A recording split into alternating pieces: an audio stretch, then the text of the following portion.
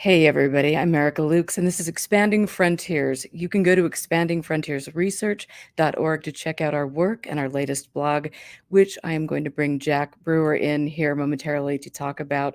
It has created quite the buzz. We've been working on this for a long time and doing grammar requests and meeting with people to do mediations. We're going to talk a little bit more about that. Like I said, in fact, Jack, I'm just going to bring you on right now to talk about that. Welcome to the show, Jack. This is my partner and collaborator. We have been working on a lot of great things with the organization. So, Jack, before we bring our guest in this evening, let's talk a little bit about the latest blog that we've released.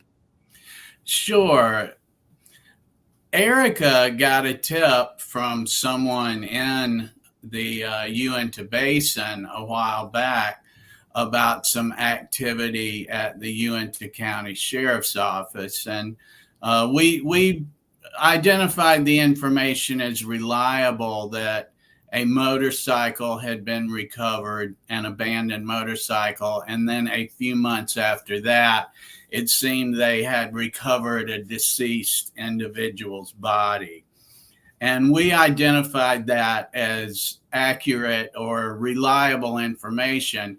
So we reached out to the sheriff's office for comment on it, as it was in the vicinity of Skinwalker Ranch, which is kind of an ongoing theme of some of our reporting. And we had reason to believe the individual was in the area because of an interest in Skinwalker Ranch and its purported paranormal phenomena. So we got a statement from the sheriff's office that confirmed that they had indeed recovered a deceased body in late February, February 29th, and they did not want to offer any further comment. So we did what's known as a grammar request, a public records request to the sheriff's office for the records on the body and the recovery of the body and the motorcycle. They denied the request as protected records for various reasons. We appealed the request, and after the appeal time had gone by, the chief administrative officer notified us that the sheriff's office did not supply them with any records to review in order to make a determination if they should be protected records or not. So then we filed an appeal with the State Records Committee, wanting them to take a look at it and see if we could get a determination if the records should be protected and exempt from disclosure or not. That involved a mediation process. We had a couple of mediation meetings with the Uinta County Attorney's Office, and we made it clear during this time that we have no problem with properly withheld records. We just don't understand why incident reports and basic narratives aren't published and made available to us. And for what records are withheld, there should be grammar codes cited for that so that we can know why it's properly withheld. So after a couple of mediation meetings, we did begin to receive records from the sheriff's office, and we have published those records now at our blog, and you can go there to read them. The gist of the story is that an apparently distressed individual had quite an interest in Skinwalker Ranch, left a 6-page letter on a motorcycle to Thomas Winterton, and he abandoned his motorcycle the evening of Thanksgiving 2023, November 23rd. 3 months later, it's not really clear why it took so long to conduct the search, but they did conduct a search with some other law enforcement agencies, and recovered a body about 40 yards from the motorcycle. It was a man named Andrew Crow. He was 61 years old, formerly lived in California, had California plates on his bike. And yeah, I left a letter to Thomas Winterton about his perceptions of all of these energies and portals and craft on the ranch. He Right. Absolutely. referenced in his letter that he had seen a craft the morning of Thanksgiving, and it pretty rambling letter. And the sheriff's office records indicate that they had spoken with some contacts, probably relatives of Mr. Crow's that lived in other states. Right, and I'm And just gonna interrupt you there because I wanna bring in, our guest this evening, and then because we did actually reach out to our guest this evening for advice on the grandma on this particular case, and so I'd like to bring him in for and just to introduce him really quickly, and then we will finish up. So I am privileged, to introduce somebody who I've been following his work for a long time. He is an incredibly important person in Utah with regard to doing grammar requests, holding public figures accountable, making sure that things are transparent. Eric Peterson has been an investigative reporter in Utah for the past decade and has gained acclaim for breaking major stories about pay-to-pay corruption, allegations of the Utah Attorney General's office years before his competition. He's won nearly a dozen first-place awards from the Utah Headliners chapter of Society of Professional Journalists in the contest's most competitive division. He's placed third nationally in the 2014 Association for Alternative Newsmedia Awards for coverage of homelessness in Salt Lake City, a series that included time spent undercover at a local homeless shelter. He is also the past president of the board of Utah Headliners chapters of the Society for Professional Journalists, and he is also the head of the Utah Investigative Journalism Project. And we're going to have Eric. Just can you tell us more about that? We've been pumping out the information about your project. I often Facebook about it and promote stories that you've done and the people that you are working with. Can you give us a little bit more information about some of the things that you do, and then we'll get back to the and wrap up the Skinwalker story. Yeah, sure, of course. And thank you for having me on the Thank you. show. Um, yeah, I just started the nonprofit because I wanted to, um, make sure that kind of like investigative journalism was, alive and well in Utah. And um, the Utah Investigative Journalism Project had has a dual mission. Like we develop investigative stories, we provide to local media outlets, but we also have like an educational component. So we like to provide training and advice to other media groups, webinars for the public, and just kind of see if we can't help people understand better how to like do these grammar requests, and kind of increase their skill set when it comes to like accessing public records, for whatever purpose. You're doing a story, or you're just trying to better understand how government works or doesn't. Those are the things we like to kind of the knowledge we like to share as best we can. So those are kind of like the dual mission kind of aspects of what we do at the Utah Investigative Journalism Project. And I just thank you for your work, because it's been very important to me.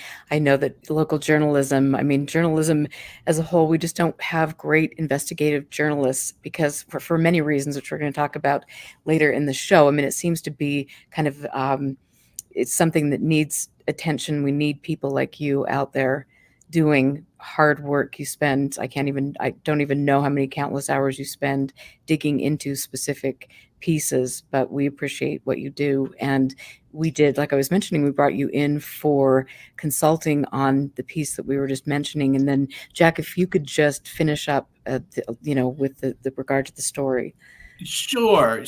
That's essentially it. That the individual was distressed. His relatives indicated to law enforcement that he was fascinated, was the word that they used in the police report with Skinwalker Ranch, and that he may have had some other problems. Obviously, it's not, there's a lot to be surmised about the situation, but essentially, he was in the area because of his interest in Skinwalker Ranch, and uh, killed himself on or about Thanksgiving.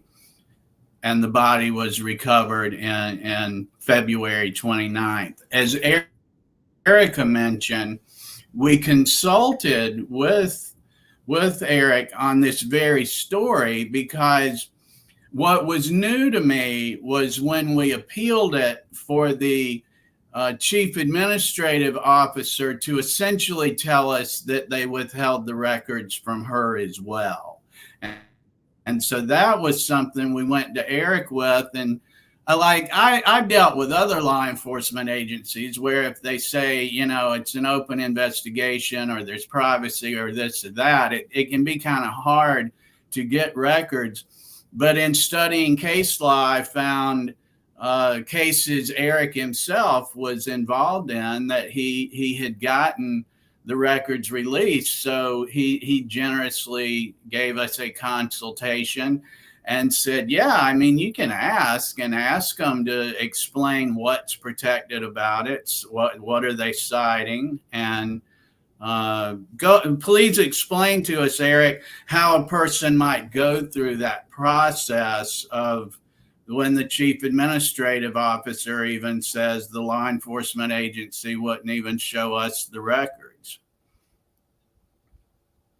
Yeah, well, I mean, when you talk about like law enforcement investigation records and things like that, that can be a pretty tough nut to crack, right? Because there are very legitimate reasons why, if an investigation is happening, that they don't want to release that, right? Like they don't want to give anything away that's gonna, the clue that they don't want to see that appear in the newspaper the next day and then totally ruin the investigation and their chance of solving the case and apprehending somebody or finding some kind of productive resolution, right?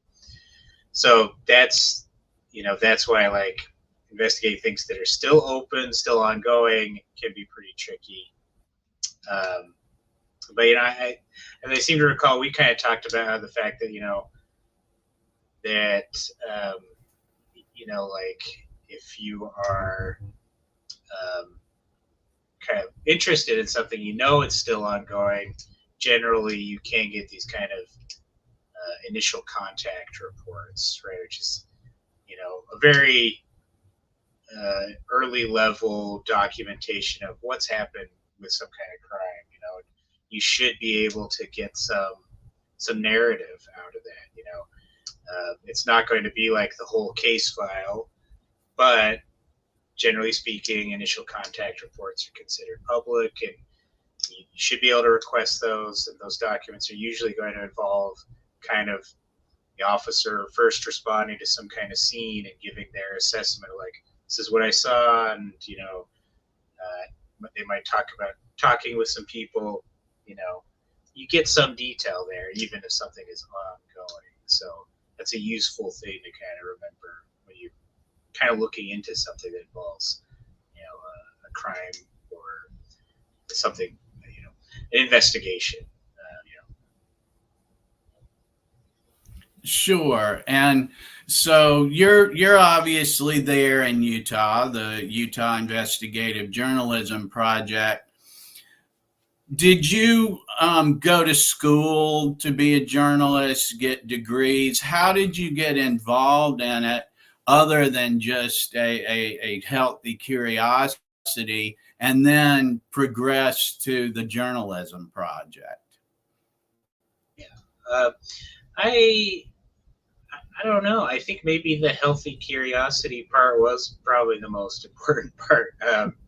I had actually gone to school. I got my bachelor's in political science at the University of Utah. I was not actually initially going to be a journalist. I actually kind of thought I might be a lawyer or something, or like not actually sure what I was going to do.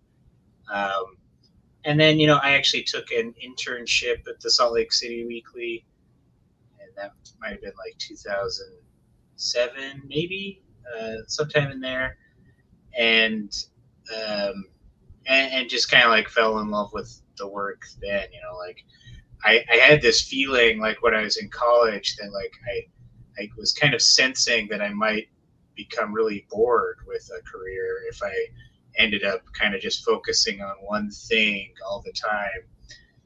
And so when I tried the internship at the paper, um, I was just kind of I don't know what's the word, just in love with the ability of like finding a topic, investigating it, talking to experts, uncovering things, just learning about all about a topic, and then having the ability to go learn about something else and do the same process and just kind of explore and discover. I think that joy of discovery, like I think that's the main draw in journalism. It's not the big bucks. It's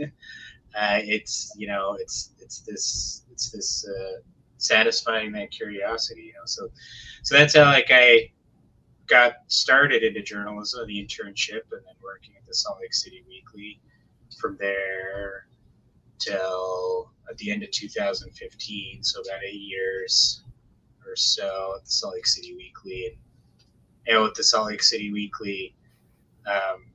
Starting back then, like 2007, 2008, it's interesting just how much in technology has just advanced, even in that short period of time. But when we started out there, like we'd have this meeting. And it's like, okay, there's this new thing, and it's called Twitter, and you guys need to figure it out. And everyone just kind of rolls their eyes, and then we have to like kind of figure out all this stuff. And like when I started, like you had a lot of time. There's a lot of time to like dive deep into a topic. You're investigating something, or it's just really interesting personality profile or something like that. We had a lot more time than other reporters, who might have like daily deadlines and things like that. And that is kind of the magic that I've tried to recreate now with the Utah Investigative Journalism Project. Is I started the nonprofit. I was like, there's not going to be deadlines. I'm not going to turn out a story every week or every month. Even like the first year was so rough. Like I was thinking about it. I was just like looking back, like this past 6 months or so, where June's almost up. I was looking back, and it's like, how many stories has the nonprofit had? We had like I think like 15 stories this year, and that's really good. The first year I started the nonprofit, I think I had 4 stories the whole year. Wow. And so like really took a long time, and still trying to figure things out. But I did not, like as hard as it is to like try and like make a name for yourself when you're putting content out so infrequently, I did not kind of fall into what I think is a trap, at least for my circumstances. I didn't fall into this feeling that like I had to put something out all the time, because my feeling was like, well, as long as I'm doing something that's different than everyone else, then I don't care if it takes as long as it needs to take. Like people are going to notice it because they could go, oh, this I haven't seen before. Like, oh, this is news to me, right? Like I was not going to put myself in a position of like, just to put content out, go and cover the same kind of press conferences or something like that and put it on my site. It's like, why? Like it's not going to make me stand out. people might see that I'm posting more, but they'd see that I'm posting the same thing as everybody else. So That's a great it point. wouldn't actually help the brand, you know. So I was hoping your furry friend would say hello this yeah, evening. yeah, there may be more, Oh, good. but uh, but yeah, it's kind of, I mean, that's in a nutshell kind of the arc from going from college to the nonprofit brand now. And so you're working with Stephen Dark, and Stephen Dark was with the Salt Lake City Weekly. Is he still working with the Salt Lake City Weekly? No, Steven's not with the Weekly anymore. I'm trying to think, like it's been a few years since he left there, and he did some work. Uh, I think he did some work for the University of Utah, and now he kind of like freelances and stuff. And he's done some, worked on some stuff with my nonprofit too. But Steven's great. Steven's the best. Yeah, I've actually had known Stephen for a few years, and we cross paths every once in a while. And so it's fun to see that he is involved and helps with everything. That's really, you've got a neat group of people involved in your organization. Yeah. And I can't believe I just said neat because I sound like my grandma, and that's really, really lame. But that's the way I'm rolling. Feeling like my I grandma. think it is a neat group. I agree. I like that. And so over the years, you touch on topics that are very meaningful to me, as somebody who lives in Utah. And as we see the news today with some of the rulings from the Supreme Court, we look at what has happened with with the homeless and the environment, and that's been a pretty big news day. Can you talk a little bit about your undercover story and how you decided to get involved with what was happening to the homeless population here in Utah?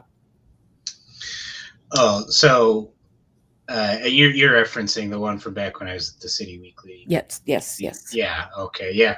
Yeah. I mean, I was just interested in.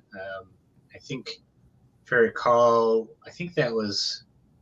I try to remember if like that was like when like the kind of very early kind of discussions about moving the road home, but I just remember at that time like homelessness was kind of like bubbling up as a topic of concern. You know, it's one of those things that kind of ebbs and flows, right? It's very top of mind for a lot of people here, especially in Salt Lake City right now. But it was back then too, and I had thought of I want to like look at it from like maybe a different perspective, and part of what I did in that reporting that was interesting was like kind of look at police dispatches that went to the road home for like a certain number of periods, and like so I could kind of quantify like what is the in one way of looking at it is like what is the need, what is the problems, the challenges,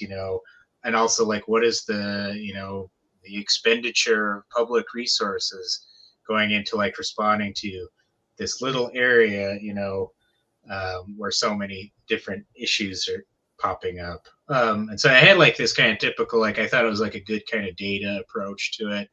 But then I also like just wanted to get, a lot closer to it. And so like I would just kind of spend time and hang out there. And, I can, like I, it's not too hard for me. I can kind of let my beard go a little crazy and my hair go a little crazy and hang out there without too much trouble. And actually, spend a night at the road home as well. Oh, I just had a cat fight here. Sorry. I love the action. Yeah. Perfect. Yeah. And like stayed a night at the road home just to kind of like get a sense, like be able to provide that kind of detail of people see like what it's like. And that was an interesting experience. It's hard to say exactly what's the best way to like report an issue. And, I often, I'm coming from stories often records first. Like I find like the data, the records, and then and then I'm reporting out from there. But you never know what you'll find unless you actually also just like kind of go out and get up close and personal with like a particular subject. And like what's interesting about like hanging out a lot with on the around the homeless shelter was that is actually how I found out back then about how big of a problem the homeless were having with the synthetic marijuana spice. And it's actually been something I've written about now kind of ever since then. But like I was just kind of struck by like what they're all using this synthetic drug, and that turned out to be like really interesting kind of story, like finding out that like this synthetic drug like actually has all these like really bad side effects, and like people who are having like psychiatric issues sometimes like the spice will like block the effects of their like antipsychotic medications. Oh, It's wow.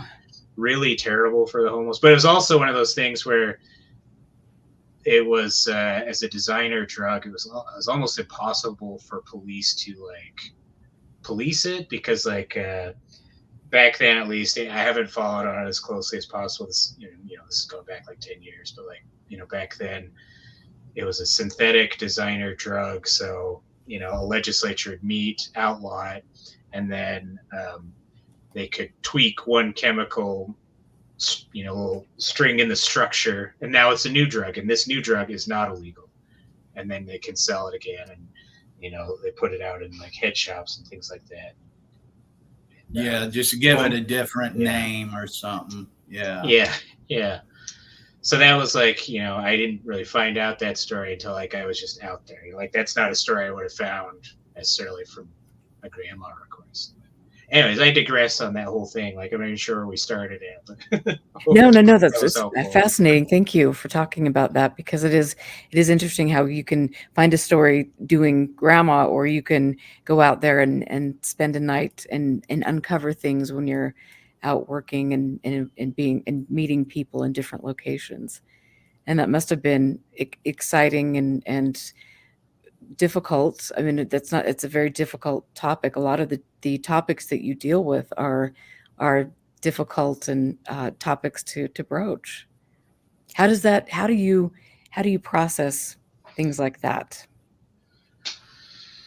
All right, process. Well, I don't know. Like I just, I'm interested in like, figuring out. Man, I was like, how do you sum it up? Like, like I don't like to see, I don't like bullies. I don't like um, the systems that bullies create. I don't like how systems that are created can succumb to harmful incompetence. So like I don't like to see how these things that are supposed to do right by people don't. And so that tends to draw you to sometimes people in desperate situations and try and figure out what's going on, and processing it is hard, right? Because as journalists, you don't really often see like what is the impact, like wait, sometimes like you do a story and that's like there's immediate impact, maybe like people are like, okay, well, you can't do this anymore, or people get fired, charges get filed, things like that. It's not that common though, right? And like most of the time you are telling a story and someone you never really see reads it somewhere and they are enlightened by it, and it affects their behavior and the decisions they make and the products they buy and the people they vote for, but you never know about it, right? You're not there as part of that. Ironically, like people who just dislike something, they'll let you know about it. But they were probably never like actually going to, you might have just challenged something that their preconceived notion, right? And they're just going to let you know about it out of spite. But a lot of people benefit from like reading something you did, and they probably are not going to tell you, like they're just like, oh, that's great, oh, this is useful to me, and then they move on with their lives, right? So in that way, like, it is kind of hard to like, that's what the challenge is with the work, right? Is kind of knowing what is the impact. It's not like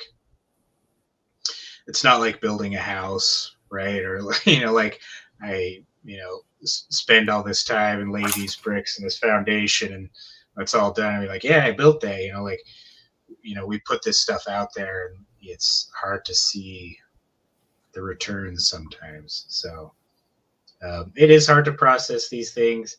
You have to be comfortable with the fact that like the outcome, you accountability is its own reward.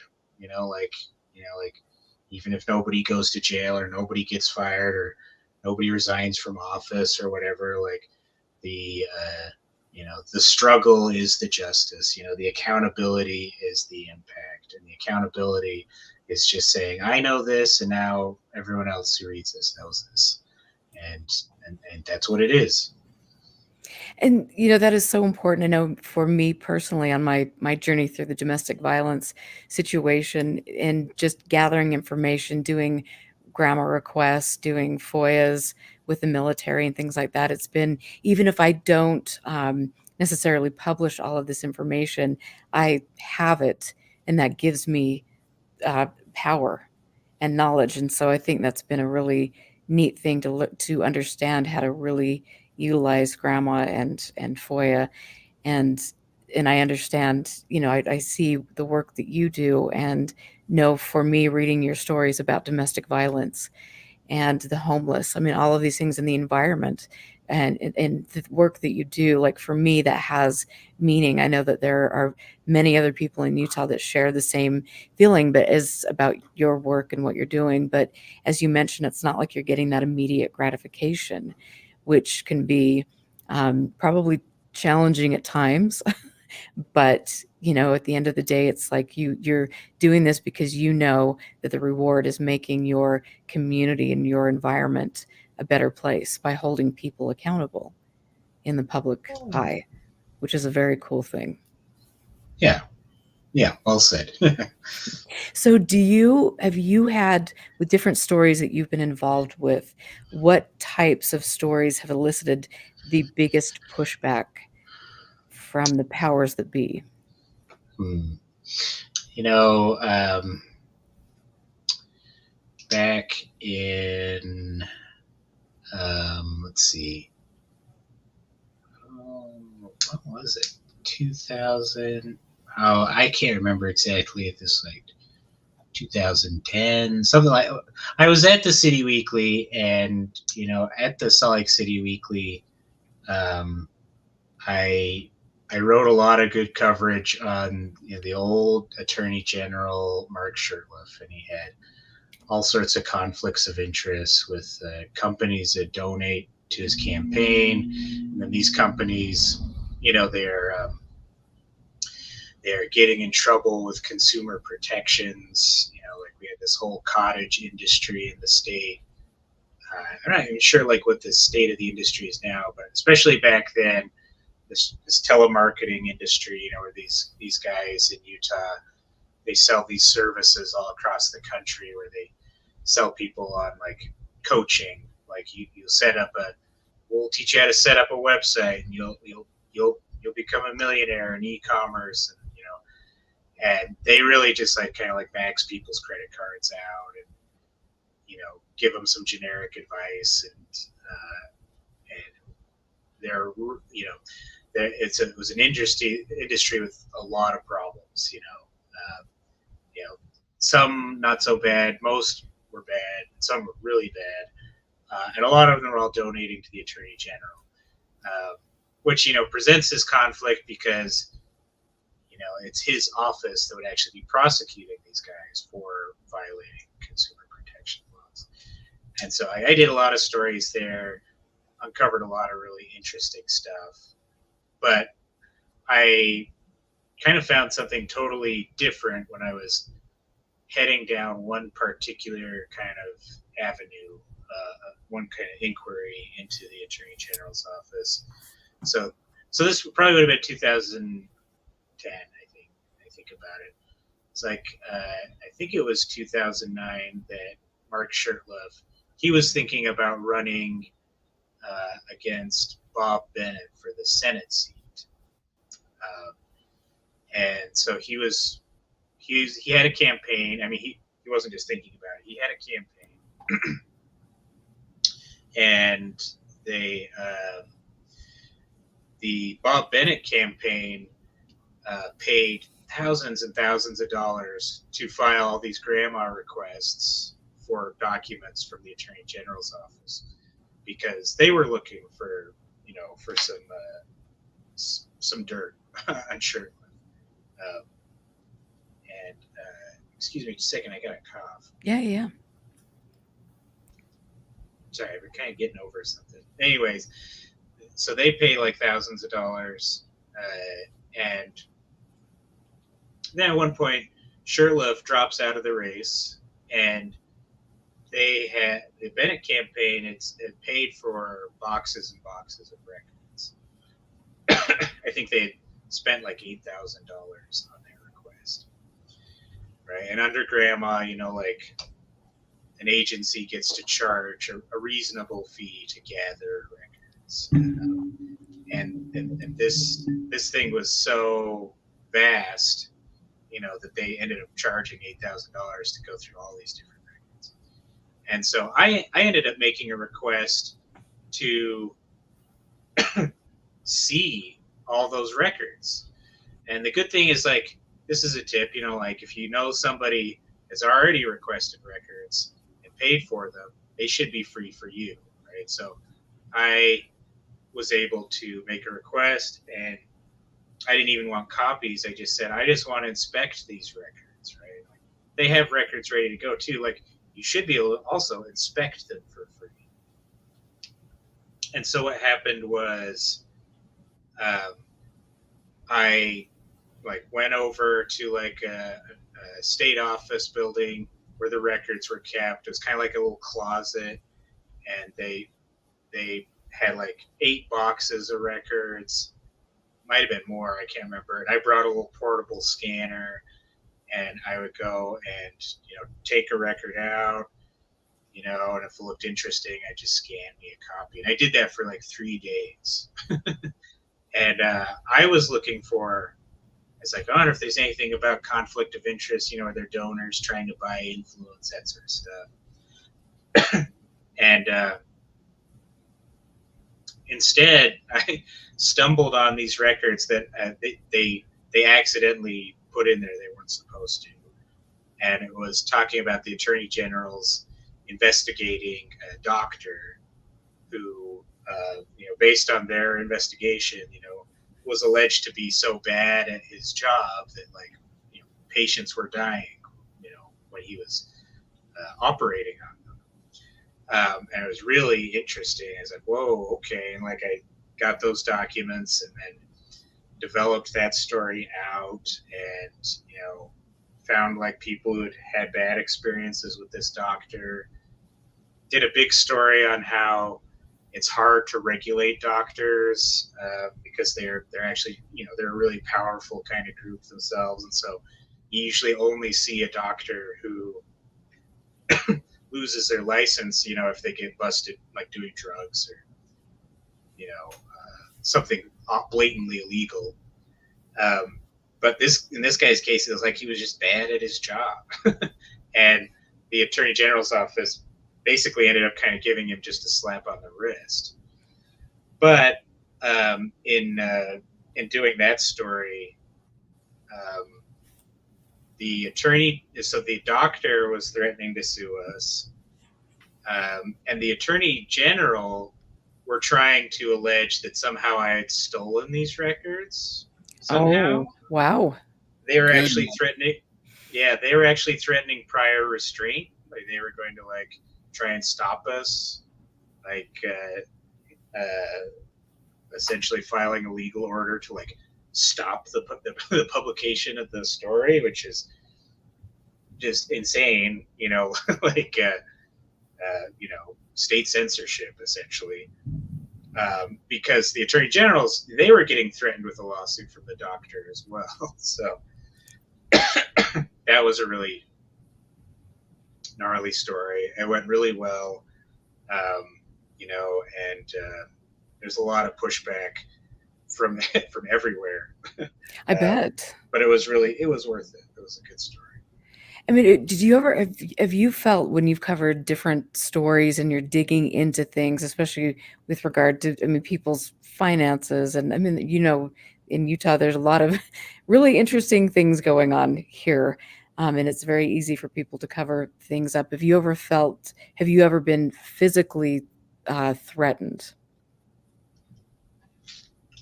Let's see, physically threatened.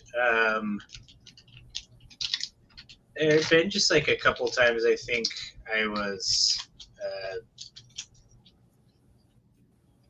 more with like some of the homeless reporting. Like when I did that one a long time ago, there were some situations that were a little bit questionable. Like they're around the shelters, they're not just homeless people. They're also trying to look around my can here. There are gangs there that they recruit the homeless and they use them. I remember being on Rio Grande Street one night, and like these guys, they were obviously not homeless. I didn't ask them, but I'm pretty sure they were part of a gang, and they all just kind of surrounded me, and they're like, "Are you so and so?" And like trying to ask who I was, and I had to just kind of extricate myself out of that situation and just got out of there. And more recently, like a couple of years ago, with my nonprofit, with the Utah Investigative Journalism Project, we did another story. We're looking at homeless camps and doing like a couple different things. Like I was investigating like a cold case of like a homeless man who had been murdered, and kind of like doing a story about that. And I was also doing a story looking at how much goes into homeless camp cleanups. Like how much is the state paying? How much is the county paying? Like what does it cost to actually do all this stuff? Like is this instead of just like providing housing, right? Cost comparison, and there were a couple of situations there too. Some of the homeless camps are, some of them could be a little bit dicey. There's one that was like basically like it's almost like kind of this junkyard. People used to like be able to take in like broke down RVs that they might stay in, and I remember showing up there like one day, and there's a cop car there, and it said like that somebody was like waving a gun around down there. So those are kind of those situations, they're pretty rare, of course. The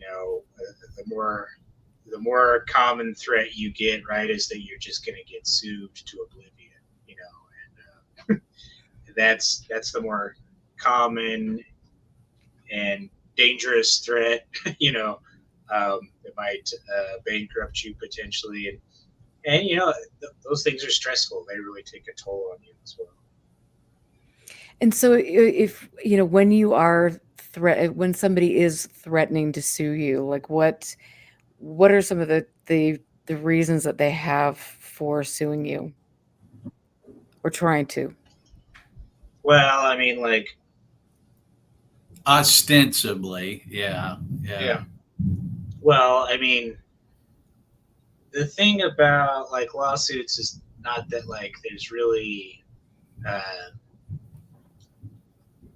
likely to be grounds for like a winning lawsuit against journalists. Like we have a lot of case law protecting us, especially if you're writing about a public figure or something like that. It can be challenging. like there's just a lot of like legal protections for like what we do. So what you're more worried about is that they are just trying to file a lawsuit just to um, intimidate and to like get you to back down from a line of inquiry or not publish something, right? Because even if you are confident in the story, you know, responding to lawyers, legal threats, that still takes money. Like if they send a threatening letter, you're probably going to have to like hire a lawyer to, respond to it. And so all of that costs money, and all of that affects your bottom line. All of that, goes into this calculus that, journalists and editors and news managers have to make about, what is worth, how far do we push this, and how confident do we feel about it, things like that. That's got to be stressful. Absolutely. I can imagine that would be very stressful. And I want to, and sorry to jump around, but you mentioned Mark Shurtleff and the Attorney General, and we've seen, and Amy was mentioning in chat that, we've got currently an Attorney General that's been embroiled in quite a bit of controversy. And that has typically been the way of the AG for over a decade. Now, what are some of the other things that you have looked into with regard to the attorney generals? More recently, like we've done some coverage too on, Sean Reyes and some of his connections before the lawsuit suits started to pile up against Tim Ballard. We were looking at how the Attorney General's office, they provided grant money to like Operation Underground Railroad. Just last fall, like in the winter, like we did a story too about really interesting kind of like legal drama at the Attorney General's office that really gets to the heart of like grandma issues as well. There's this really protracted dispute between a former assistant attorney general who got terminated, and he believes it was unfair, and he's like sued to get records from the Attorney General's office about his termination. And it went on through, like the Attorney General's office was denying it or saying there's no records that are responsive to your request. And he's an attorney though, like, so like he could, appeal and make motions in court, and getting to the point where like, legally it got to this point where, a third party was kind of brought in to help search for records. And then all of a sudden they found like tons and tons of records, and, a third district court judge like really kind of blasted the Attorney General's office for, their, really haphazard kind of record keeping process, and how it was that they, could not keep track of like this stuff, which is really, concerning for average Utahns and reporters. Like you can't necessarily afford to hire a lawyer to fight for records for like years, and that guy was able to do it because he was an attorney. So like he could, he knew all the motions to file and whatnot.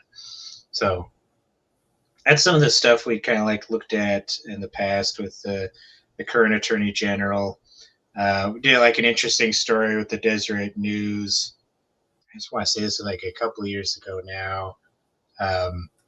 There's like this really interesting individual, Gavin Dixon, who is like, he's involved in all these different like startup ventures, and owns these businesses. He owns restaurants,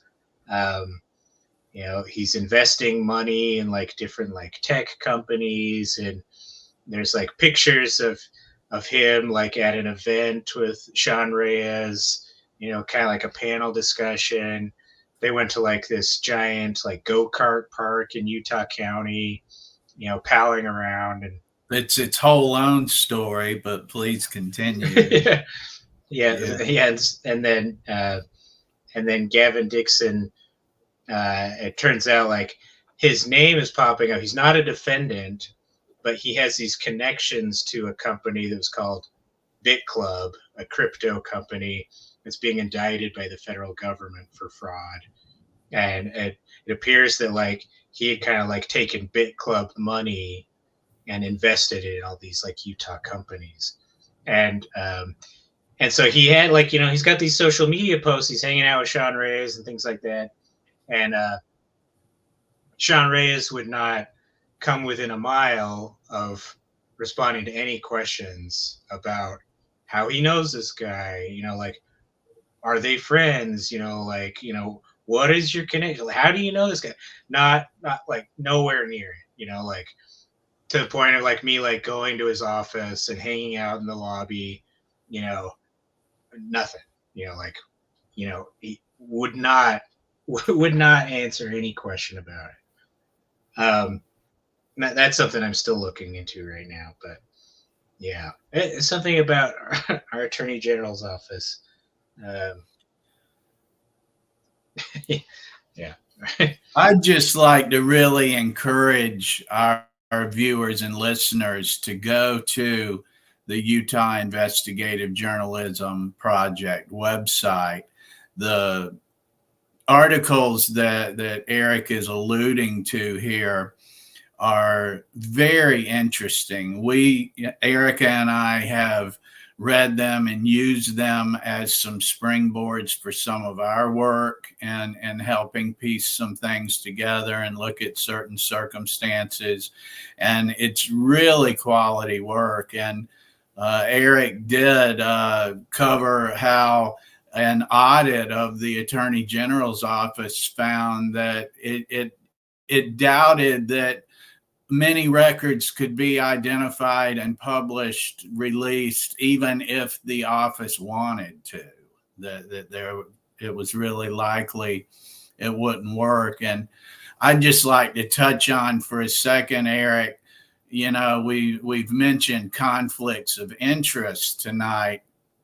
One of the things we found in a grammar request to the Attorney General's office was that when we appealed it, when they withheld the records and then we appealed it, we actually got a good response on our appeal. We showed how these were public figures that we were inquiring about, and the chief administrative officer assigned from the AGO, the Attorney General's office, agreed and said, even though he thinks that the grammar code used to withhold the records was properly applied, he was also going to rule that there were portions that could be redacted and it wasn't necessary to withhold the records in full.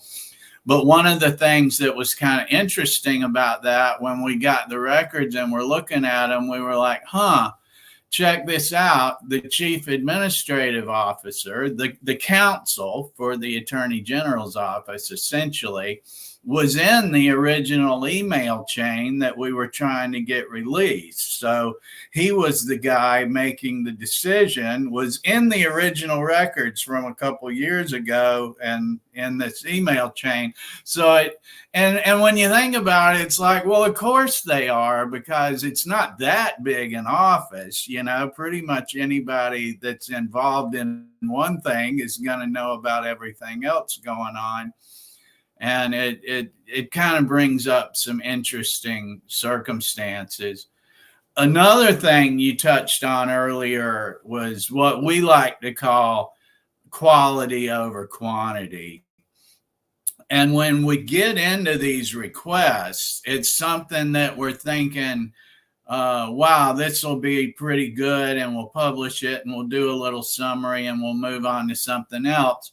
But then when we get a response, we find there's 2 more agencies listed in that response. So then we'll do requests to those agencies, and then there'll be records, and then you end up with a much bigger story and a stack of folders than you initially envisioned and you first started with.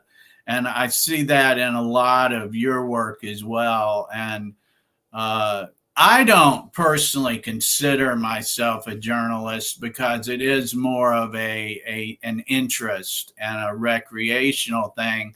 And I think to do so devalues people like you and some other people that are professionals at it, that have been gracious enough to come on and speak with us and encourage us with our work. But how do you make that determination, you personally? What would you say to someone that at some point you just got to decide, we've got quite a bit of material here, let's go with it? When I kind of have this grandma and FOIA flow chart that I want to take it all to its completion, do all my appeals, get all of my responses before I go with the story. How do you personally decide there's a reasonable amount of research, I've done it, let's just summarize it and hit post? Well, that's a really good question. And, it can really depend sometimes on the situation. Sometimes, the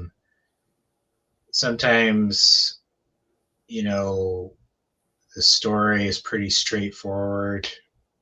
You kind of find something out, maybe it's a conflict of interest, and then, like you establish that, you find the records, the donations, the business records, lawsuits, or whatever. You've got that nailed down, and then you just really got to try and get some comment from people involved. Other times it's more of a mystery, right? Like you're trying to like figure something out, and one grandma, like you say, like leads to another. You're like, oh, this other agency might have records, I should go there. I don't know, there's like a good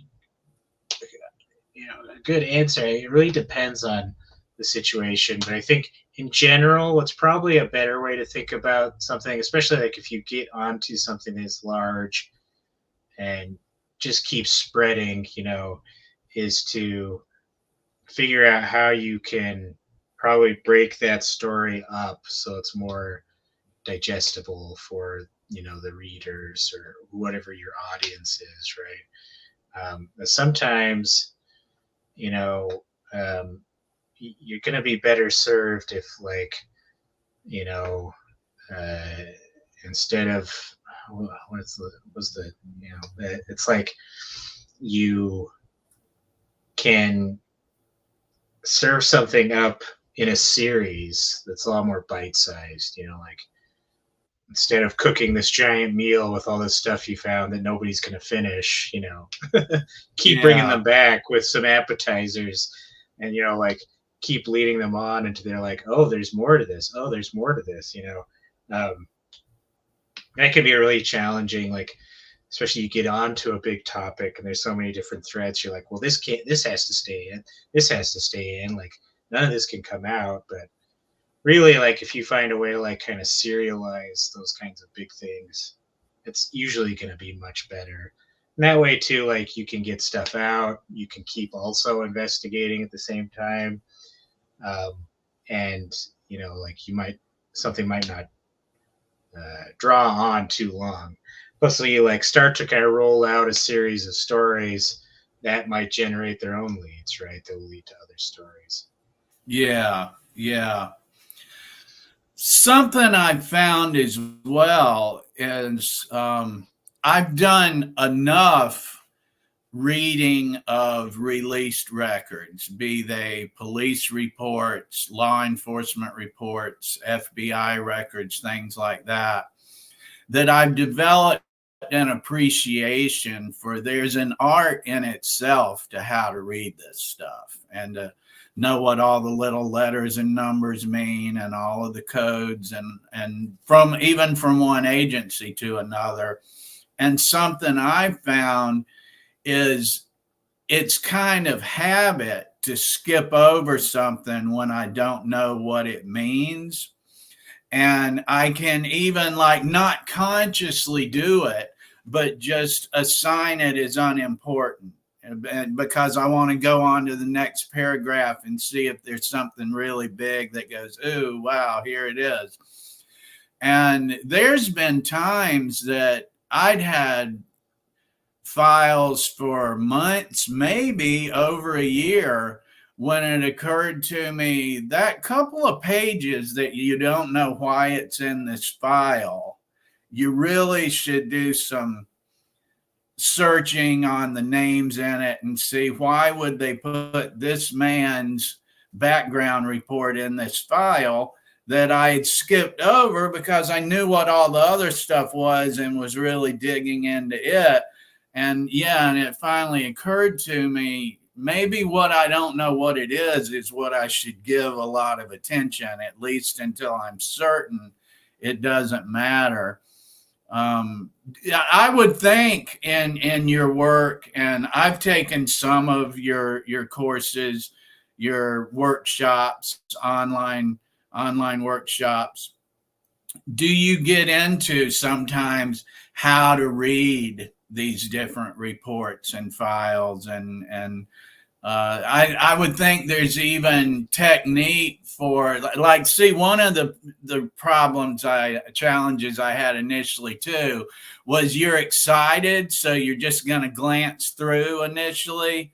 And the shortcut I decided was do it right in the first place, sit down with my notepad because I won't know where that great part was that I want to go back to. But do you ever coach on stuff like that too? That's a really, like not in like a real systematic way, but that's actually a really good idea for a webinar. Right? Just talk about reading different documents, but like, it is interesting, like, like I've like talked to people, like sometimes like done run throughs, like here's like a court docket, and here are the basics, it's going to read like a journal entry, and you can kind of like scroll down to the bottom, see where it's at now, and go up to the top and see who the lawyers are, and who is the arresting law enforcement agency, they might have records for you about this, or talked before too, like like in some database trainings, especially kind of talk about like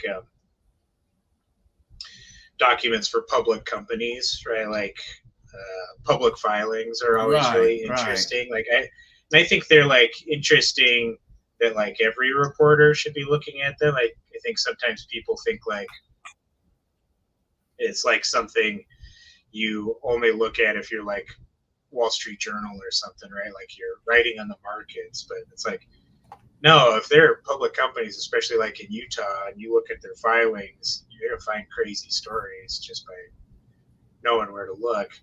And, like, and I have like taught people, it's like, like look for this search term. It's like, if you ever look like at a, like a quarterly filing or an annual filing, and it's just like 100 pages, it's just like text wall. It's not easy to look at all, like, and like I will like teach people sometimes, like, search for this keyword, like think about these things, this might mean this. But you're also right that like, it kind of depends on like how important is this particular project, right? Because there are ways to like kind of like hacks, right? To like, like I'm gonna try and find the information I'm really after. But then, it's like you say, like there's also stuff like you might not know you're after, like you might just kind of gloss over it because it's not what you're most interested in that moment, or you can't explain it. Like you said, like I had like an exercise during the pandemic actually right before the pandemic, I did I had like got into an online master's program at Arizona State University, and they used to have this program where you could do an online master's in business journalism, and I did that so I could stay at home and still work on the nonprofit stuff. And I had one class where the teacher is like a business reporter. He'd been doing it for decades, and one exercise where it's like, okay, no, just read this entire public filing. Like read it from top to bottom. And yeah, it took forever. It's like 100 pages, but you do that, like you're gonna find stuff like there's no shortcut to finding, other than just putting your nose down to the grindstone and just going through it. So yeah, it's like you say, like you got to think about like how like how important is like this particular thing you're looking at. If it's really important, then like you should just go ahead top to bottom, see what's hiding there. Yeah, and what you're describing is, I mean, that's law enforcement reports, is my experience with it, especially older 20th century FBI. You're just talking like pages of walls of text.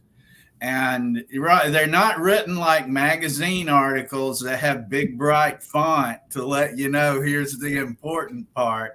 And yeah, that two lines that give you your break are going to be somewhere in this 18 pages of walls of text. Yeah.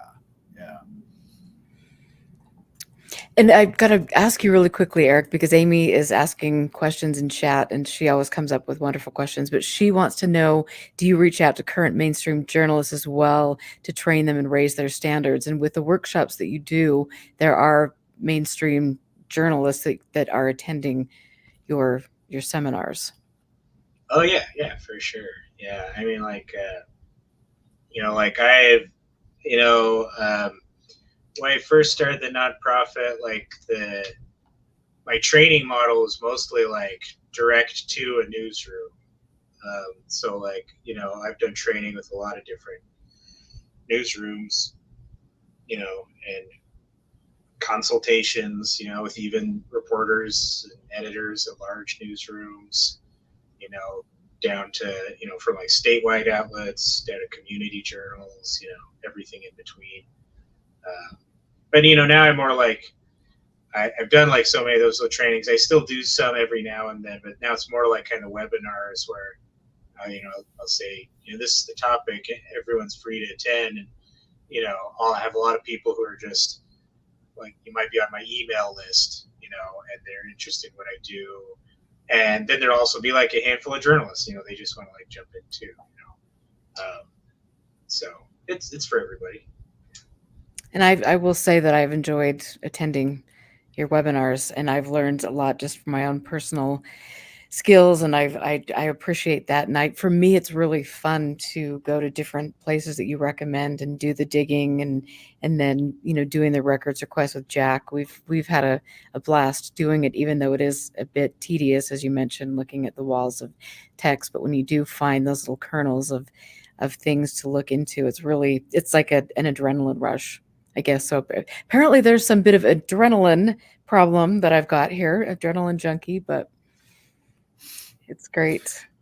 It's also that there's some accomplishment when you worded your request properly in the first place. It takes a while to even get to where you don't just get a no records response for everything that you submit, or at least it was that way in my case, because there's a whole lingo and jargon with different agencies, and when you interact and network with people like Eric and other people that do this kind of work, you can start learning the catchword here and the catchword there, and we'll share, Erica and I and other writers and researchers will share requests with one another, and you can take what you like about this person's request and incorporate it into yours, the way they word it, and that they'll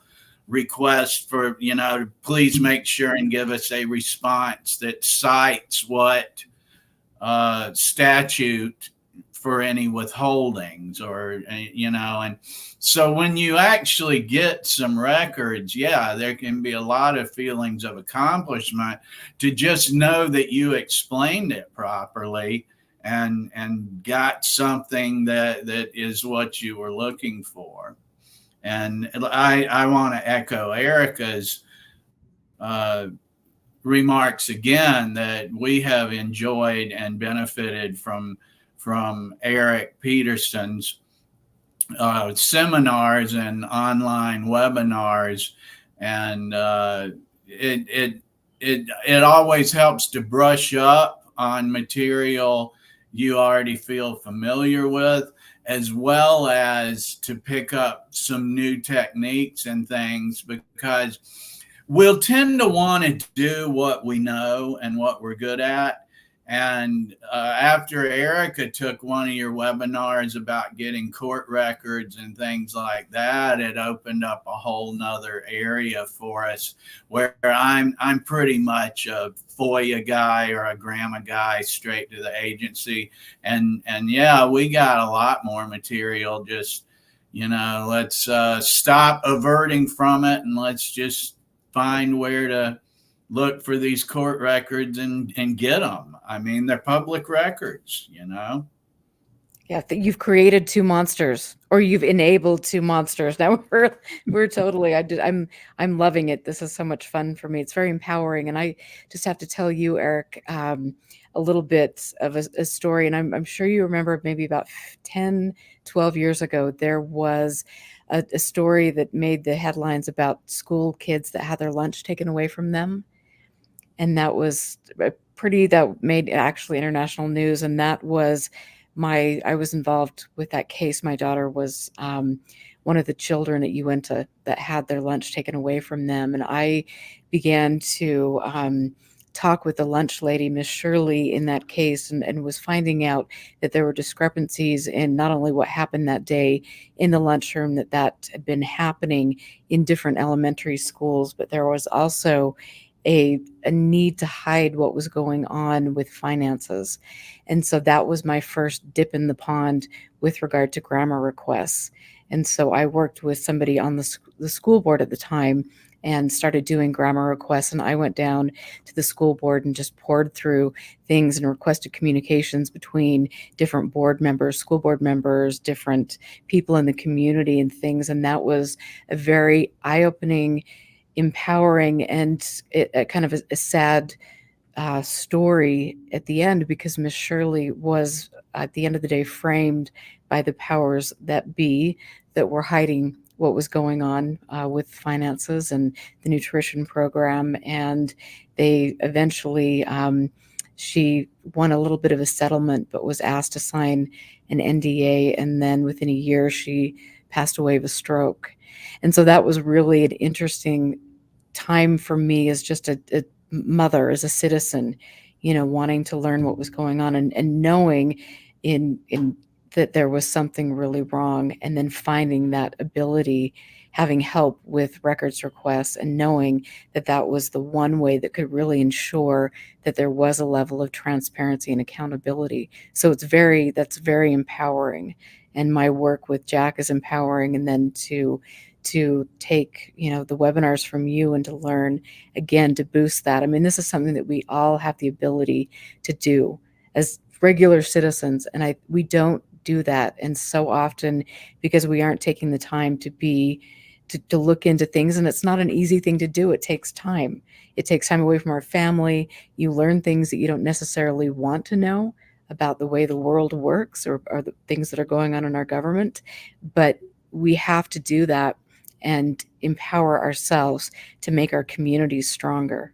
And so that was my story, and how I originally got involved in doing records requests. So Yeah, that's great. Yeah, I think that's, yeah, I really love what you said there.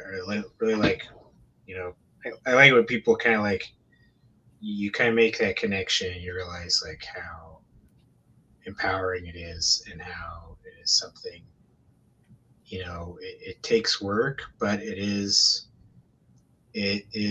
kind of like what's owed to us. These are, you know,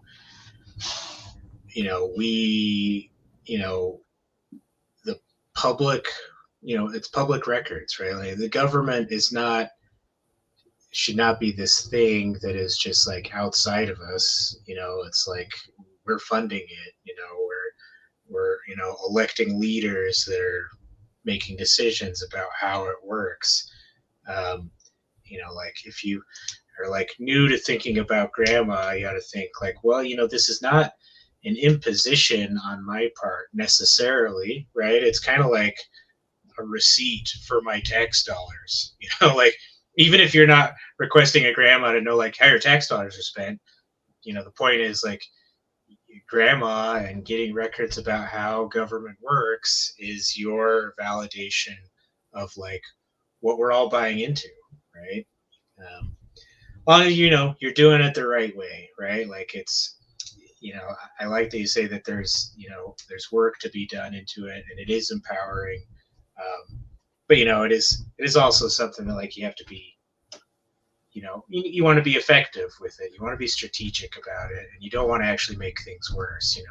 There are some people who kind of figure out how grandma works, and then it's like they just go over to the dark side, and they're just filing grandmas just just to like be a pest, or take some kind of vengeance out on a government agency, and that's not going to help anyone. Like that is actually going to be counterproductive for you and for government and for taxpayers. So there's a lot to it. But I really love what you said. That's Thank really you. great. Yeah, I mean, it really is. I think with what we see going on here in Utah specifically, I mean, there are lots of things that are happening that, like with Sean Reyes and his calendar and people looking into that and him trying to make sure that that isn't made available to the public. I mean, there's just been so many interesting games going on as of late with that. Do you fear that it is going to be harder to really utilize grandma? Yeah, I have some. Yeah, I have concerns there too. Sometimes it feels like, you know, um, back in 2011, the legislature tried to pass House Bill 477, and this was a really hugely controversial thing because they put into this bill, introduced really late at the session, and they were going to totally rewrite and gut grandma and make it harder to do so many different things, and um, really take out a lot of the power of accountability that grandma has. And that caused such incredible backlash that, even though the bill was passed, the governor ended up, they ended up repealing it. It was a whole thing. Um, and, for a while, things were really a lot better there. But then, I'm starting to feel like the last few years, it's like the lawmakers are like, okay, well, we're not gonna, totally rewrite grandma in one bill. you know, we're gonna like, it's gonna be like a death by a thousand cuts. We're gonna do these cuts this year. Next year, we're gonna do these cuts. Like starting to feel like it's been getting incrementally worse, and they're adding to that.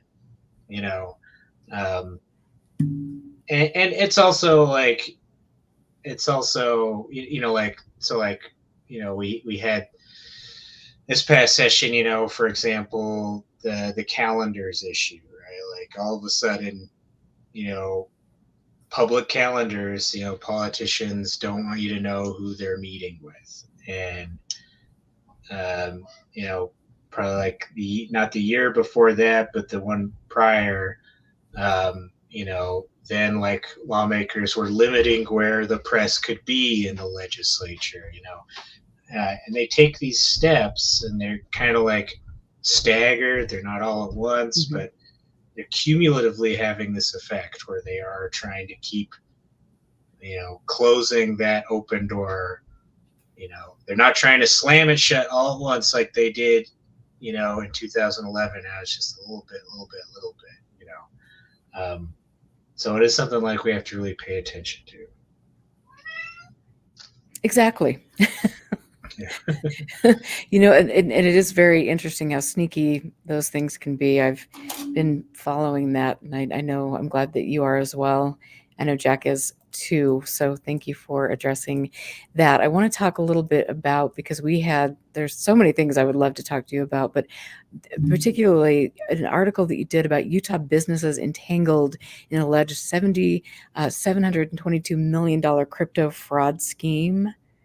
Can we go into that for a moment and talk about that?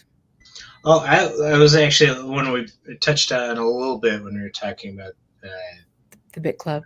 yeah, Big Club, and yeah, and that was the one involving Gavin Dixon, and yeah, yeah. I mean, it was just the company seemed like it really seemed like they had these. I mean, the company itself, crypto, it's this very flashy thing, and crypto on its own is kind of like a controversial, topic. Um, but as alleged against this Bit Club company, it was, basically a fraud from the get go. It was kind of like a pyramid scheme for crypto. Like people were buying in, and to get shares of, you guys have seen three of my cats tonight. And so they're like buying into, like this, I mean, as alleged, it was alleged kind of like a Ponzi scheme. Like people thought that they were investing in shares in Bitcoin miners, and the prosecutors just got like a lot of really damning internal documents showing that they're manipulating numbers and it's all a performance. And then you just have this really interesting guy, Gavin Dixon. He's not a named defendant. You know, he's not accused like the other defendants are of actively running this fraud. However, he is. He's got money from the company coming to him, and then he's investing it in Utah companies. So, really kind of interesting, like how some of that's got spread around, and how that's given him a certain kind of panache, right? Like he's like on these Silicon Slopes podcasts, and if you go back, like you can still look up and see that there are these kind of flattering news articles that came up about this guy opening all these restaurants during the pandemic. It's like, whoa, everybody else is cutting back, and this guy is opening new restaurants. So that's there's this question like, where did this money come from? At one point he bought Fremont Island in the Great Salt Lake. That's right. Yep. Yeah. So money just going everywhere, and has some kind of friendship with the attorney general. Maybe it's just he was at an event, they went to a thing, it's a social media post. Maybe it's more than that. The attorney general's not saying, and he's not responding to a lot of questions these days. Yes, he's certainly quiet on a lot of things, and it is interesting to see how, I know that with specific real estate developers that are friends with the attorney general, I mean, there are all sorts of things and social media posts that you look at, and connections that you can make. And so, Jack, do you have anything more about the crypto? Yeah, I thank you, Eric. I did want to comment on that particular story that you did, Eric, was of interest to Erica and I because we have an interest in the process, the grammar process, for one thing. And so sometimes, as I've had the opportunity with you tonight, I can really come at it from just an administrative, how does the public records work type of angle when we're talking about contracts for service providers, law enforcement records, things like that. The subject matter really isn't that important to me sometimes. I'm really interested in the, like I mentioned earlier, the flow chart of the records request. But some of the areas we've gotten into, the subject matter of the reports is so controversial and dynamic that it can be really hard to drive the point home when it's about UFO conferences and things like that, that the county administrators are wanting to withhold their records. But in that report you had, it tied into, is the name Evermore Park? Do I have that right? Of the properties? Yeah. And one of the people that was involved in Evermore Park also sat on the Utah blockchain committee, a governor appointed committee, and has interest in paranormal conferences and related subject matter, and was a big public proponent of SafeMoon that went south, that was based in Utah, and against the advice of an attorney on that blockchain committee that was telling that committee to tap the brakes while they were recommending that Utah become the Wall Street of crypto. And we're just like looking at this and we're just kind of like, huh. And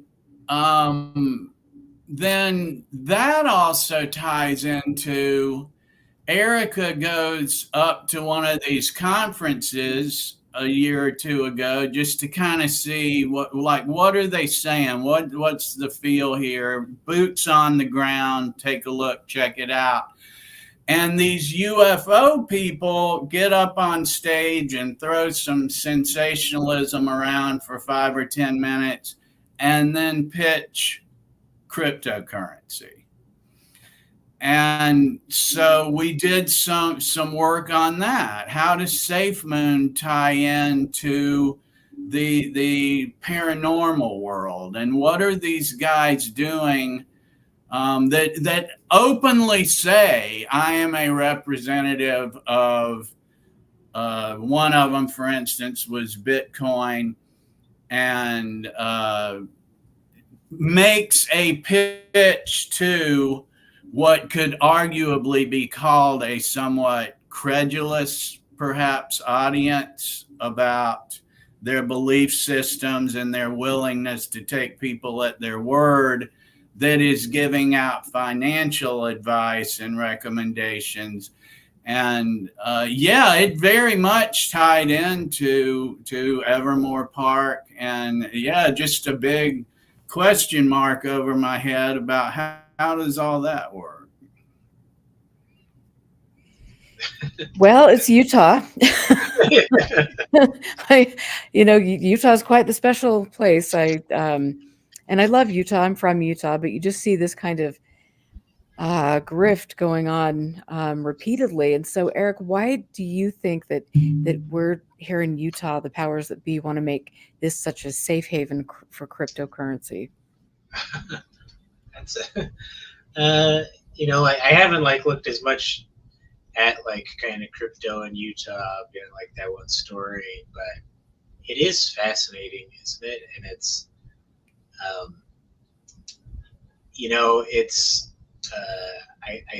if I could kind of speculate, maybe I think you have these connections all over the place in Utah that, you know, there's a real, um, there's kind of like a positive aspect of it where like there are these kind of communities and, people, these entrepreneurs, they kind of operate in these similar circles and, they want to capitalize on that.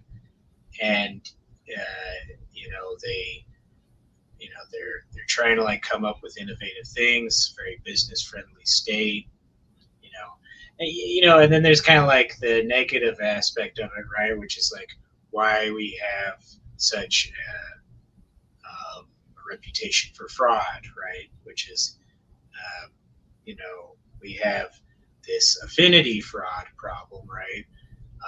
Because of the concentration of members of the Church of Jesus Christ of Latter-day Saints, right?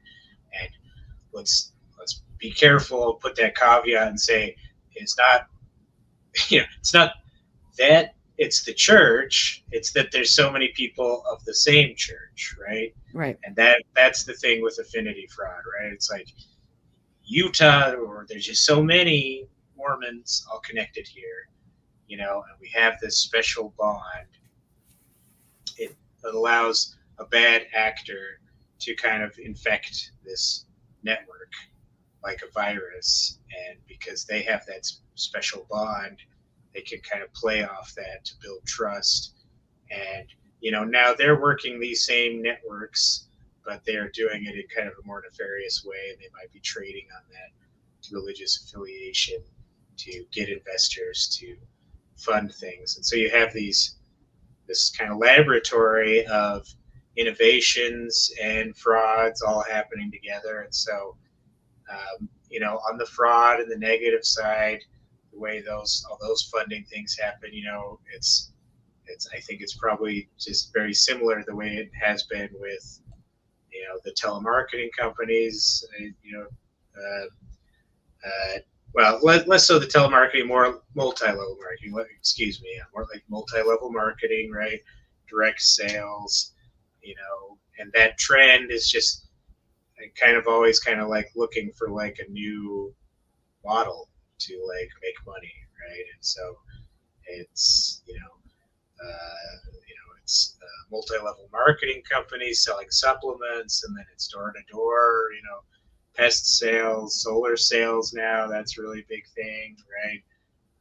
And crypto, right? Why not, right? Like have that same, sometimes kind of shady network of business operators, and now there's a new, financing model that not a lot of accountability. It's so cutting edge. It's way ahead of regulators. So again, you've got that,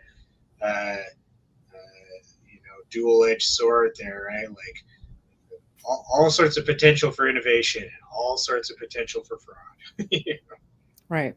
Yeah, thank you. Thank you very much. And so what do you think of Silicon Slopes and some of you, because we see this place, you've got the point of the mountain, you're the prison, you've got all of these places where we've seen these interesting deals with land, and you've got Silicon Slopes, and you've got all of these new companies that are coming in and getting funded, and then they're disappearing in the night, and it's just been a very fascinating thing for me to see. So what is your take on that and the direction that is going for the tech companies?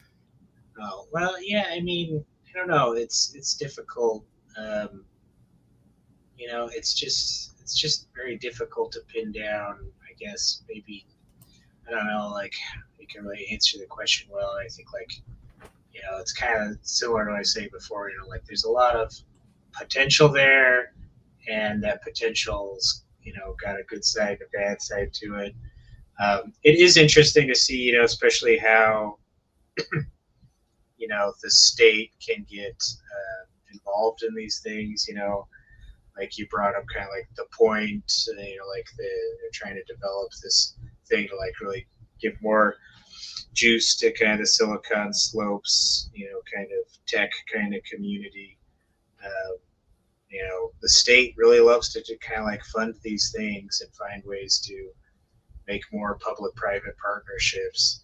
And that's a whole other area where you have that same kind of potential for problems, right? Like, the public side of things wants to have this partnership with the private sector for efficiency and like kind of jumpstart things. Let's move faster than like a bureaucracy does. And then you've also got that potential where it's like there can be people on the private side of things that are like, yeah, let's get why don't you fund my company with like public dollars, and we'll pretend it's for everyone's benefit. Like, yeah, I'm all on board with that too. Yeah, and that's very efficient and streamlined and cuts through bureaucracy. And just that taxpayer money cuts right through the red tape and lands in my account, and then trust me, I'm making everything better for everybody. Right? Right. Yeah, that's been very interesting. Have you followed the Statue of Responsibility? I have. Is that the hand? Yes, that is. Yep. Yeah, I Yep. don't know much too about it. Have you guys been looking into that? You know what? I tell Jack about it, and I just laugh and kind of throw up my hands because, and I talk about it to my friends, because not only is it the most unattractive thing I've ever seen, but to know that they've pitched this idea in, like, this is the third state that they've pitched this idea. And now, where Spencer Cox our governor wants to allocate a lot of money to erect this special thing, for who knows what purpose, obviously to make money for a handful of people. But again, it's just one of those things that makes me mortified and kind of chuckle all at once. But that is definitely Utah. And I wanted to ask you to inject. Do you have any other questions you wanted to ask before just an observation that about the public funding. Yeah, it's so ripe for questioning, challenging, I'll put it that way, the intent and the procedures. And it's just critical that these agencies and these governing bodies be able to show the process that they arrived at deciding who was invited to their conference, who got the grant for the economic development contract, how, like how was what was the process, who gets to get a sweetheart deal and tax credits and funding for developing a inland port. Like, how does that come about? It's so important to be able to show that. And in the circumstance of the repeated real estate deals that go south, the cryptocurrency that was everyone was encouraged to get on board with, that followed this one paranormal personality. Okay, honest mistakes. He's just really bad at investments. Well, then quit giving out investment advice. If that's your excuse, that it's all honest mistakes and I lost my money too, well, maybe you ought to stop considering yourself an investment expert. There's an idea. Absolutely. Thank you, Eric. Yeah, absolutely. And so I want to, because I know we've got 20 minutes left in the show. I want to talk a little bit about, and this caught my eye a while back, but how a former Soviet republic at war found a friend at the Utah legislature with help from essential oils. Can you talk about that one? Because that's a great story. Yeah, we're talking about like kind of like the interconnectedness and these different companies and these people.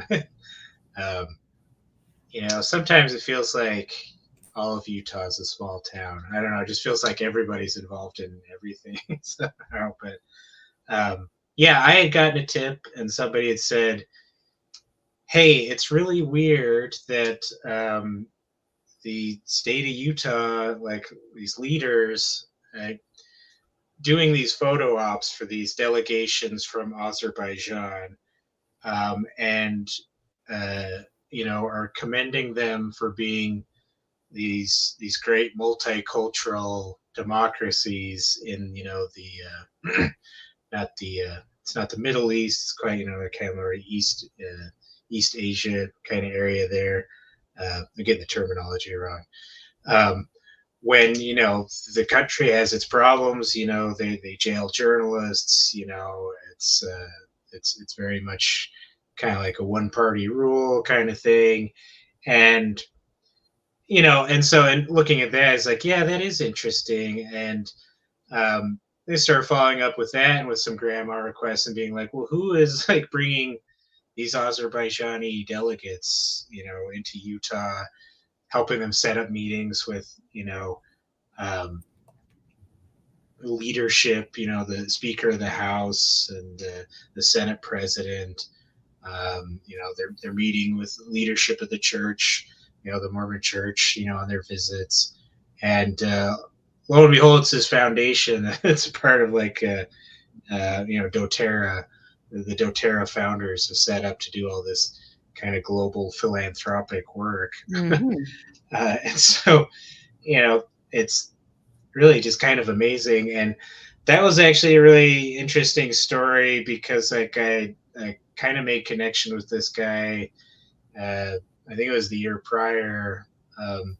This Kevin Hall, he's the American editor for the Organized Crime and Corruption Reporting Project, and that's an international, consortium of journalists, and so they were able to help like with some researchers in kind of Azerbaijan that could go and say, look, this is how all these harmless photo ops, with Utah leaders are strategically being pushed out on state media channels to kind of burnish their image when they're getting ready to do this brutal push into this disputed region in their country and push these ethnic Armenians that they've had this like long conflict going with. And and then here it is, you got like a couple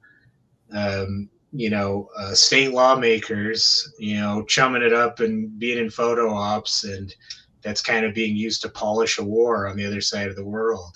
Like just kind of amazing, like how these things can happen sometimes. And thank you again for doing that story, because I think these things are so important. I mean, people don't understand how powerful an image can be, especially, here's our Utah lawmaker over here butting up with this regime and things. And I want to just ask you, isn't doTERRA, didn't they give a lot of money to Tim Ballard? Didn't they fund some of Operation Underground I Railroad? I couldn't. That does sound right. I can't remember right off the top of my head though, but I do think there was. I feel like that was doTERRA. They had like a strong connection there.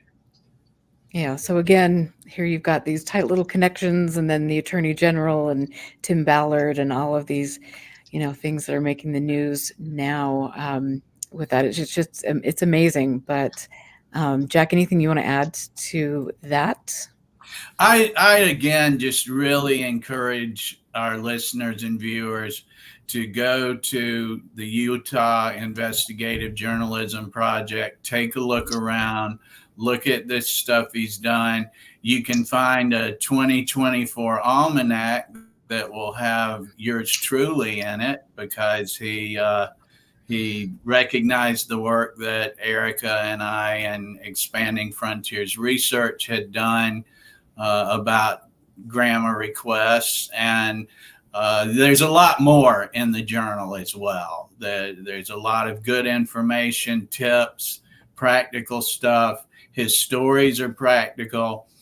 We're completely 100% on board with quality over quantity, getting a story together, getting it done properly. That doesn't mean there might not be follow-up later, like Erica and I were talking about a little bit ago, that you might give this piece and that piece. Maybe even you'll find out stuff that will come back and revise or add to some things previously discovered as well. But I just really encourage folks to check out his work. Get your 2024 almanac. It's free. Donate to his project. It's a good cause.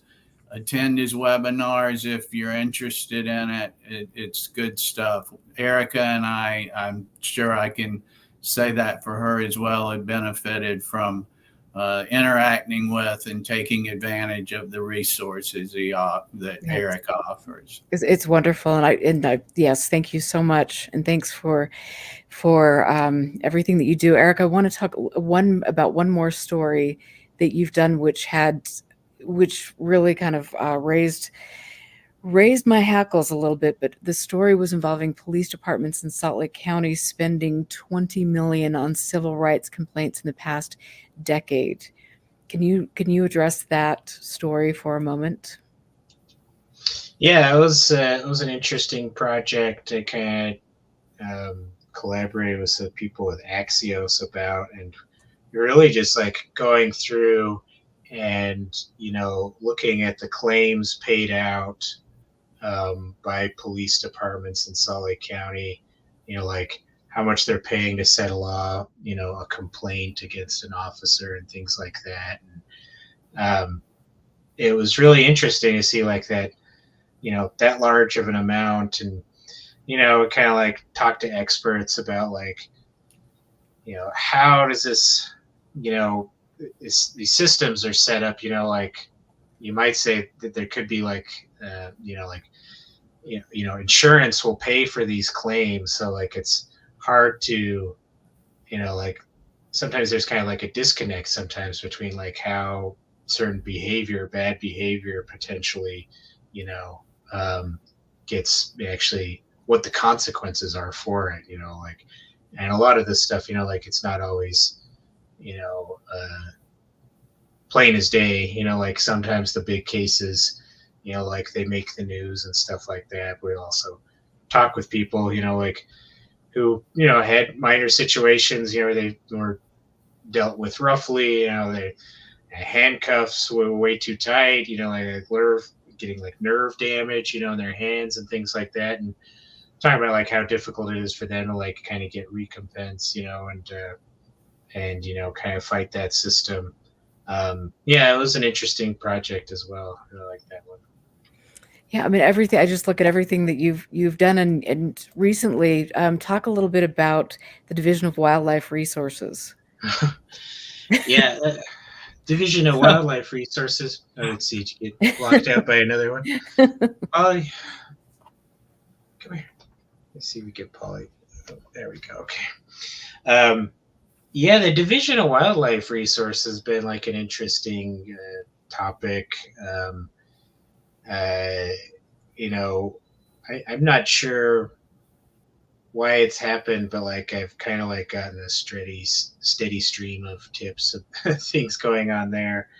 And the most recent story we had out about that is there's a Kane County commissioner, and he's a member of the Wildlife Board, but he resigned from the Wildlife Board last fall, and he had been under this pretty intense investigation over allegations of big game baiting, and had to step down. That was one of those situations where, like I gotten like a report, but it was like heavily blacked out. And so there's only like very few details kind of still in there, but they're able to confirm that like, yeah, there's this active investigation, and it's, I haven't followed up on it recently. The story only came out a couple of weeks ago, but like, it seems that they have not, like this thing has been investigated, charges being screened by like, the Utah County attorney. They've not like made a decision to file yet. And these things can really kind of drag on there. I mean, it's an interesting situation. I had first got started with we're kind of like looking into some things going on with that agency. A few years back, um, there was another hunting guide I was looking at, that I had heard, sources said that, like, he's got some, he's been under investigation, and he just kind of avoids any kind of consequences. He's very politically connected, and I had filed a request, with Division of Wildlife Resources to see all these investigation reports into this hunting guide, and they had. I think we kind of were talking about it like at the beginning of the show. Like it's hard sometimes with like you're trying to request something about an open investigation, you're likely not to get much, right? But if a case is closed, then essentially you should be able to get quite a bit. Like you may be able to get pretty much the whole file. They may still black out some names, maybe witnesses or people for privacy concerns, but you should be able to get a lot. And so, like, I had requested all of these different investigations into this hunting guide, and the agency was like, we found one that was closed, but we decided actually that we needed to reopen it because we need to look into it. So Oh, wow. so we can't give you the report. And then later I found out I was able to like kind of confirm and get the story out eventually, but not till after the election, that that investigation was into a hunt where the hunting guide was alleged to have broken the law to make sure that Donald Trump Jr. bagged some big game on a trip he was making to Utah. So, turned out to be a big story for us. And, the prosecutors who eventually did file some charges at the hunting guide, said, we don't think Donald Trump Jr. knew what was going on, but like, we have a case against this hunting guy. We think he broke the law to, try and deliver this, incredible experience. That was an investigation where, like they had closed it years ago and filed no charges. Then I asked about it and they reopened it, and then I couldn't see the documents. And then they later, much later, passed it on, had to be conflicted out to, was at the Attorney General's office. Then the Attorney General's office had to give it to the Davis County prosecutor. And so that was like years ago. And after that, like now I like keep just every now and then getting these interesting tips about Division of Wildlife Resources. It's interesting. I had Dr. Brian Mensch on the show a couple weeks ago, and he was talking about the use of drones to spray pesticides and herbicides that the Division of Wildlife Resources is using. And that was kind of obviously, was alarming to me on multiple fronts, but that's an interesting, I've been digging into the Division of Wildlife Resources as well, and there are a lot of questions there. I think that could be interesting to keep on looking. Wait, when was that? I mean, I have to check out that show. That they're using drones for like spraying.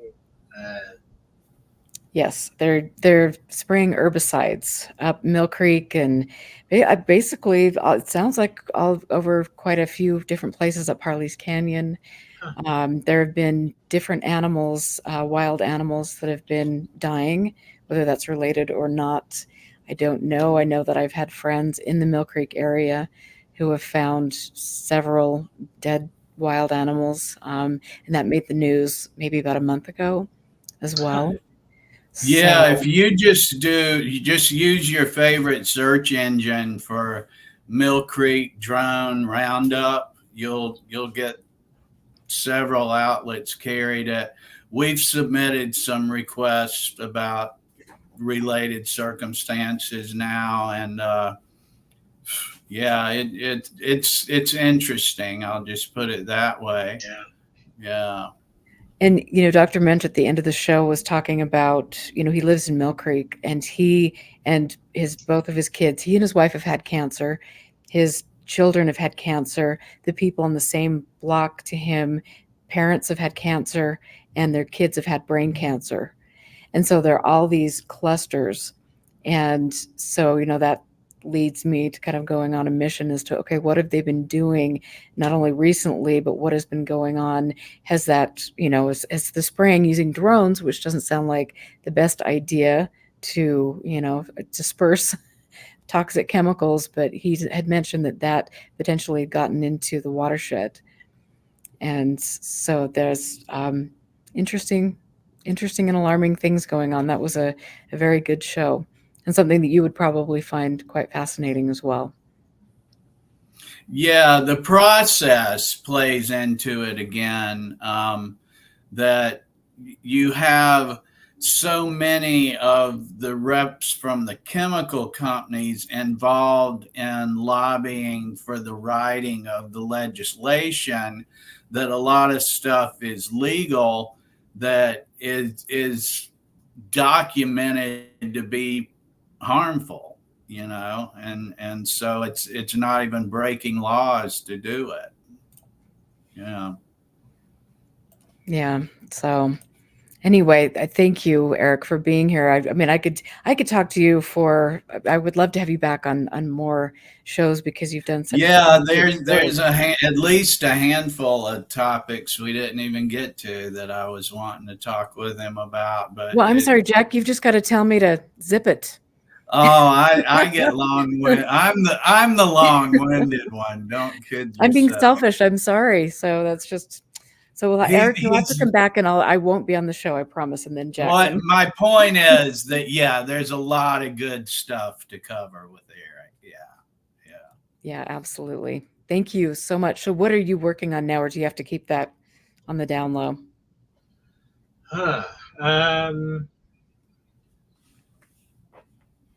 Maybe I do.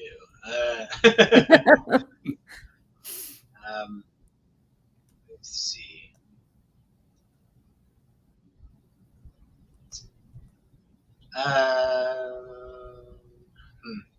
Yeah, I think I could quite talk about just yet. Okay. Well, that's very intriguing, though. I like that. Leave us hanging. That's very good. Thank you so much for being here, and we will make sure that we keep promoting your project, the Utah Investigative Journalism Project. Make sure you go there. We'll provide links for Eric's work and all of the people he works with. Thank you so much, Eric, for everything you do, not only to educate us, but to make sure that you're providing the public with information that is really imperative to hold people accountable, to make sure that people are transparent, and to help us understand how to utilize grandma. So thank you for all of your work. Thank you. Yeah, have a wonderful weekend and have fun with all your cats. Okay, I always do. Thank you. Okay. Good night. So, Jack, thank you for a wonderful show. Thank you for your wonderful work this week. And you can go to expandingfrontiersresearch.org to check out all that we have done and we've been up to with regard to the story that Jack mentioned, the blog. That was good work. So thank you, Jack, for everything. Thank you, Erica. Yes, and if you want to donate to Expanding Frontiers, we appreciate it. We want to thank all of the people who have been donating. We're getting new Patreons every week. Thank you. That is very, very helpful when it comes to doing records requests, maintaining the website, maintaining the archive. And so we thank you for your work, and we hope that you have a wonderful weekend. Thanks for being here and hanging with us, you guys. And we missed Mario tonight, but we will catch you guys next Friday night. So thank you. We'll see you guys.